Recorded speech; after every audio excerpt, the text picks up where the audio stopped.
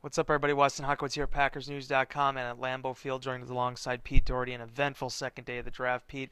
Packers seem like they addressed a bunch of needs, though, starting with Davante Adams in the second round. A couple. They didn't. No inside linebacker, which I still think is a huge need, as big as safety was last year. We really haven't had a chance to talk, but Wes, so I'm not sure what you think. A little surprised with the tight end pick with Richard Rodgers with their second of third round picks. After they picked Adams, I thought they would probably go defense again. So three of the first four picks would be defense. They did not. They went with the tight end, obviously replacing the playmaking talent, whether it be receiver at tight end, of the possible loss of Finley and the loss of Jones and then Jennings last year. Um, Thompson seems to be putting a priority on making sure Aaron Rodgers always has a pretty deep stable of weapons. One guy that stuck out to me was Khyri Thornton in the third round there at number 85.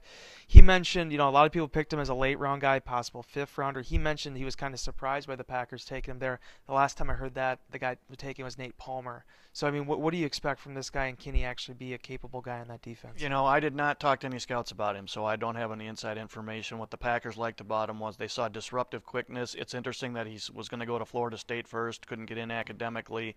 That suggests that he was a really highly recruited guy coming out of high school.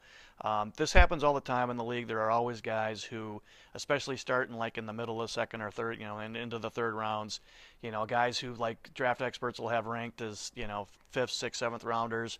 A team will really like the guy, and the team spent a lot of resources to check this out. That the Packers may swing and miss on this, but there were things they liked about him: the quickness and the disruptive ability.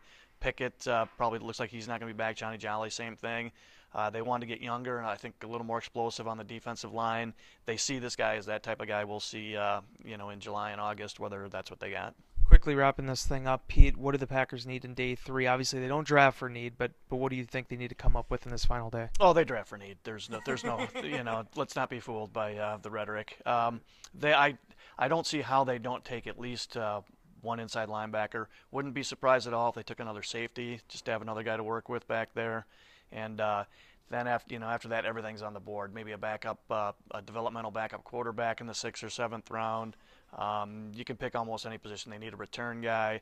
They can get the offensive line. They'd like to take at least one of those guys every year. So the board's pretty open from here on out, except for I'd be really shocked if they didn't take an inside linebacker.